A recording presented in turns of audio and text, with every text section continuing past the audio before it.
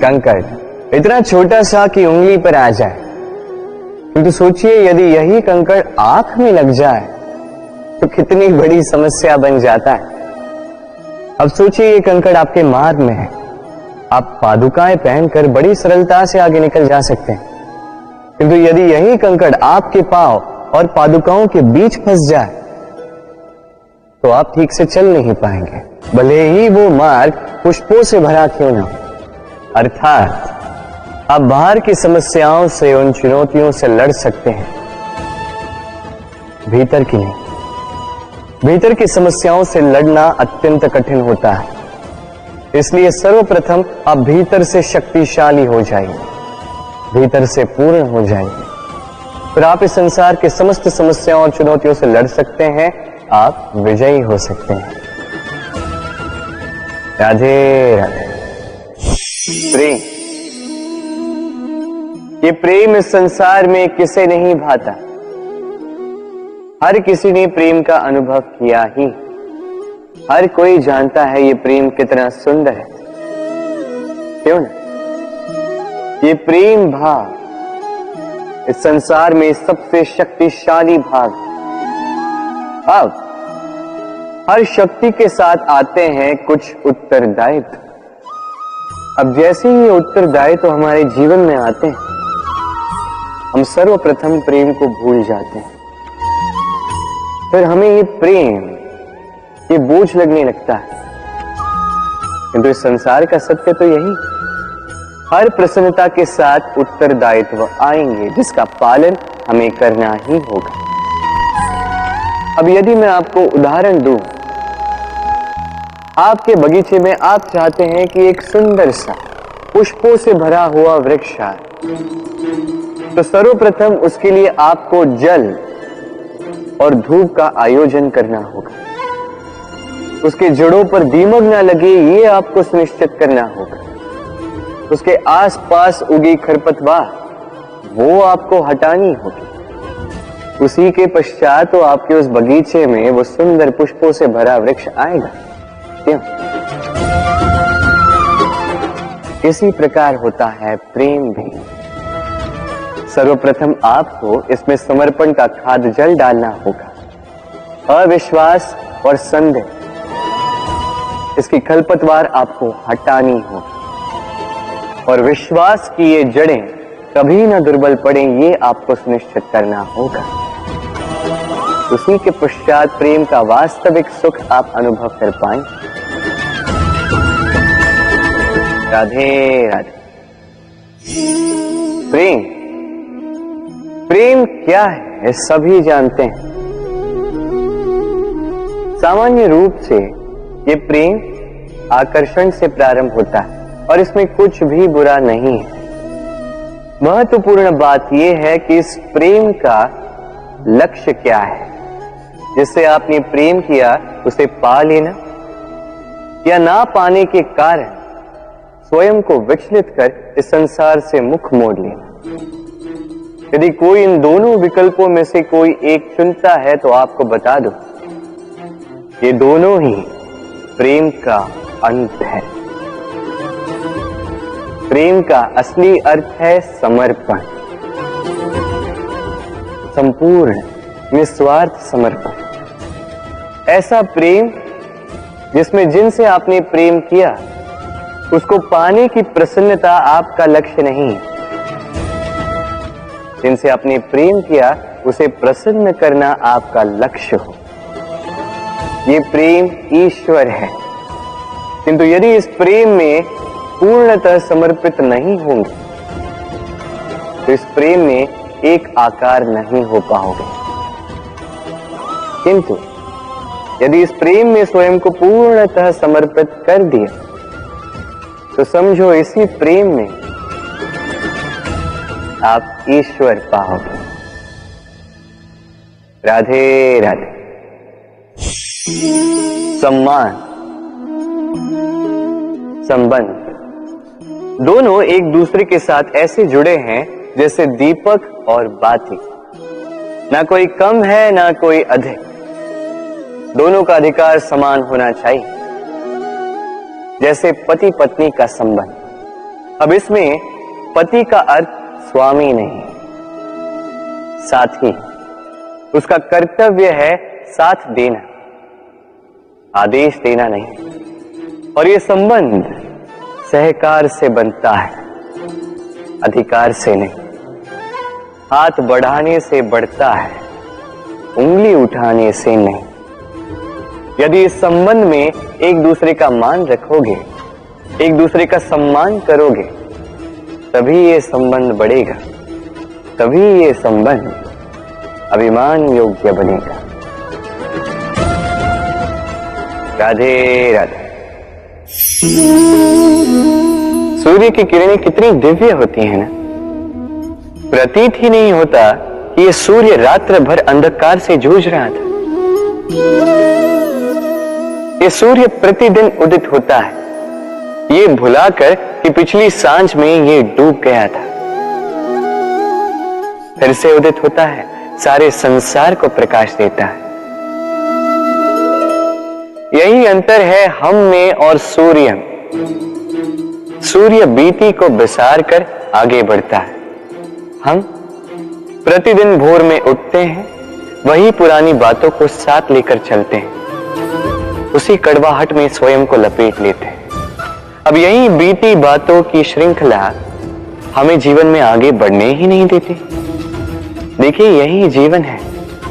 भूल सबसे होती है, अपयश सबको मिलता है, सबकी यात्रा में असफलता लिखी है, सभी बुरे दिन देखते हैं।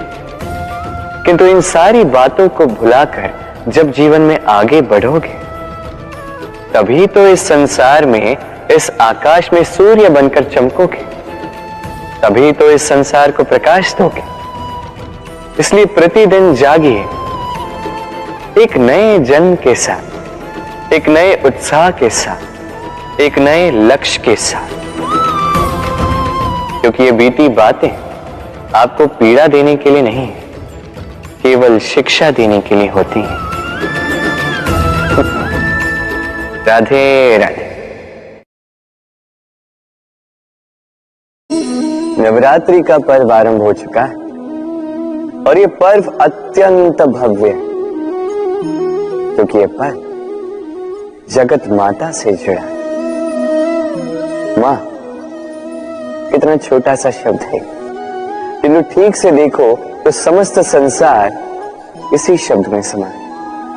मां जो अपनी संतान के लिए हर संभव प्रयास करती है, कुछ भी करने के लिए सज्ज रहती है। मां जिसका सबसे बड़ा गुण निश्चलता, मन में ना कोई पूर्वाग्रह, ना कोई भेदभाव, ना कोई छल कपट, और इतनी भोली होती है मां। संतान भले ही झूठा रो दे, मां को लगता है कि कदाचित वास्तव में भूख लगी होगी।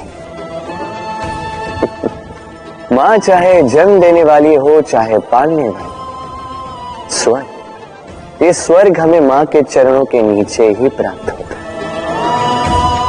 इसी मां को हमारा शत शत प्रणाम। राधे। सहनशीलता मां का दूसरा सबसे बड़ा गुण। कहते हैं कि धरती से अधिक सहनशील और कोई नहीं। उसे खोदने के पश्चात भी धरती हमें फसल देती है, किंतु मां, ये मां धरती से कम सहनशील नहीं। तनिक सोचिए, 9 माह तक संतान को अपनी कोख में रखना, क्या ये सहनशीलता कोई पुरुष दिखा सकता? क्या ये सहनशीलता कोई पिता दिखा सकता है? स्त्री में शील भले, सहनशीलता की परिभाषा उसे मां बनने के पश्चात प्राप्त होती है। स्वयं का अस्तित्व भुलाकर संतान का अस्तित्व बनाती है। शिशु की लात खाकर भी आनंद से उसे दूध पिलाती है। ये होती है मां, और इसी मां जननी को हमारा शत शत प्रणाम। राधे राधे। मां का एक और सबसे महान गुण, स्वयं को ढालने की अद्भुत शक्ति। जिस प्रकार एक मां स्वयं को ढाल सकती है और कोई नहीं कर सकता। मां एक महानदी की भांति है जिसकी ऊर्जा असीमित है किंतु अहंकार बिल्कुल नहीं। जिस प्रकार एक नदी ढलान के अनुरूप मुड़ जाती है, उसी प्रकार एक मां अपने संतान के अनुरूप ढल जाती है, चाहे जैसी भी परिस्थिति हो। उसके सोने के समय के अनुरूप स्वयं का सोना, उसके जागने के समय के अनुरूप स्वयं का जगना। संतान की इच्छा का भोजन वो स्वयं का मनपसंद भोजन बना लेती। ये मां का आंचल ही तो है जो धूप में छाप बनकर आता है, जो शीत में कंबल बनकर आता है। मां ऐसी होती है कि संतान की निद्रा ना टूटे, इसलिए एक करवट सोने का अभ्यास कर लेती है। और इतना स्वयं को केवल वही ढाल सकती है जो संतान की ढाल बन सकती है। उसी मां को हमारा शत शत नमन। राधे राधे। मां के दो और सबसे महान गुण, साहस और संबल।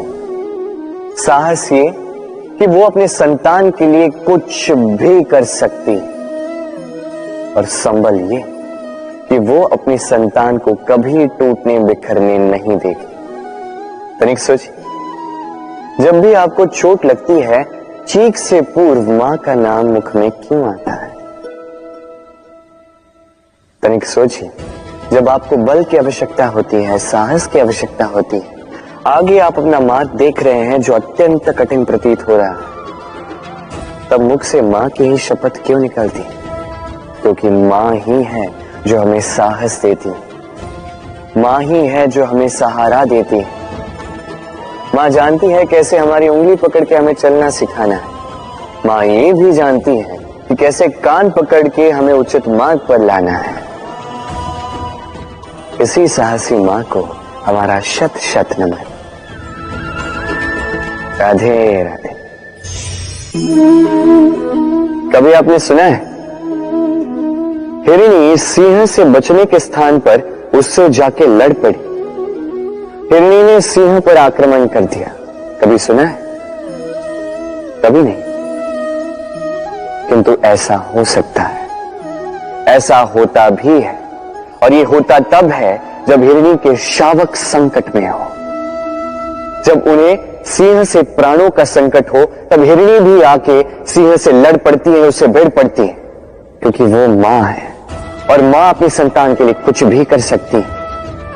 ये ममता है, ये जितनी कोमल हो सकती है उतनी ही कठोर भी हो सकती है, और अपनी संतान के हित के लिए वो क्रोध की पराकाष्ठा पार करते हुए अपनी संतान की सुरक्षा करके ही रहेगी। और इसीलिए तो मां संतान के जीवन की सबसे बड़ी ढाल कहलाती है।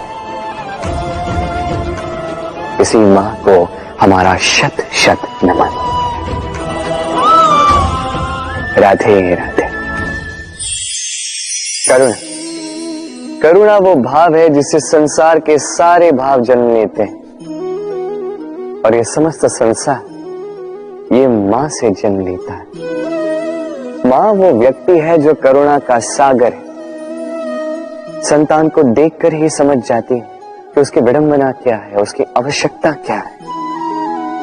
संतान के नेत्रों में यदि अश्रु दिखे, वो देखकर ही समझ जाती है कि उसके शरीर के कौन से भाग में उसे चोट लगी है।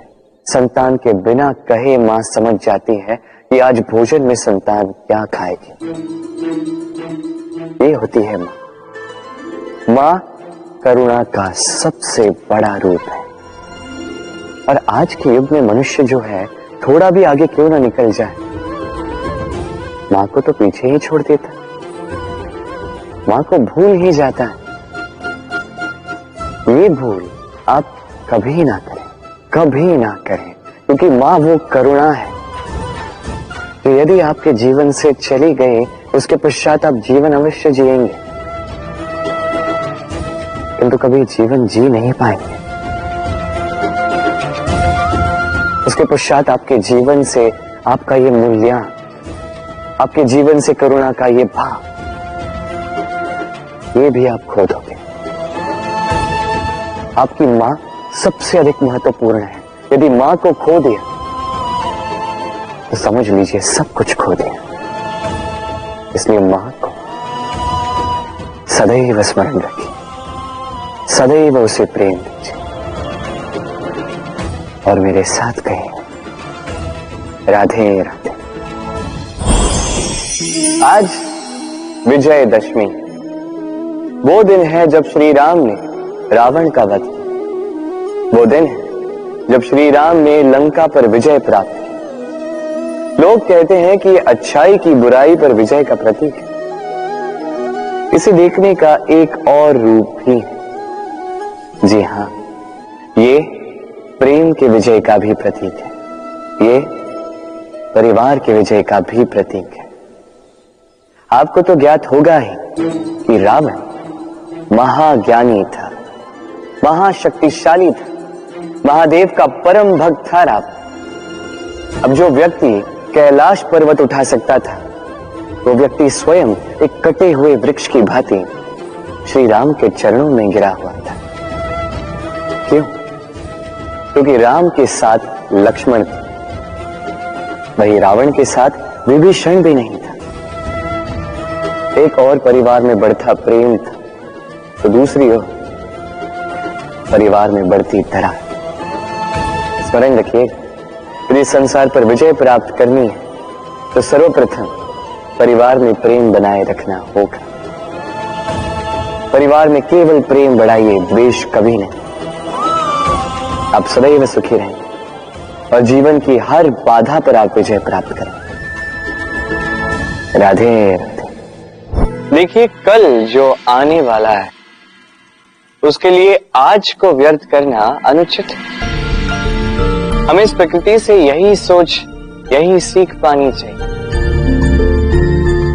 आज का ये क्षण, ये कल नहीं आएगा, और कल जो क्षण आने वाला है वो आज को किसी भी प्रकार से प्रभावित नहीं करता।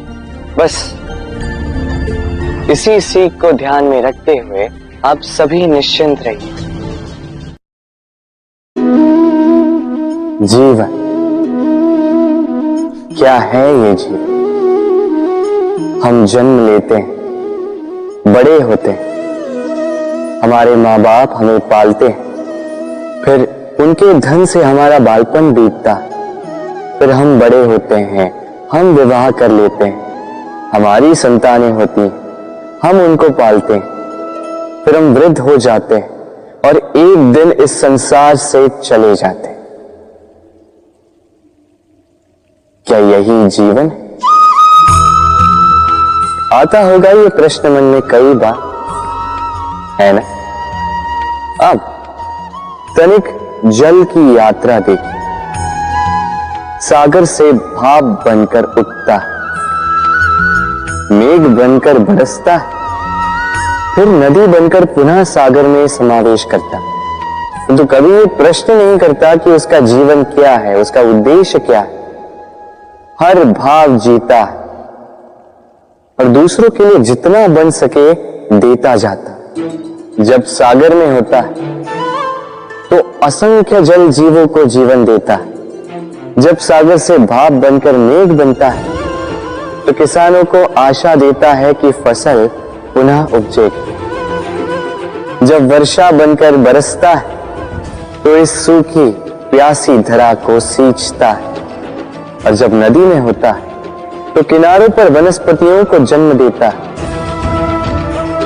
तो सोचिए, क्या जल कभी ये सोचता होगा कि उसका जीवन क्या है, उसके जीवन का उद्देश्य क्या है?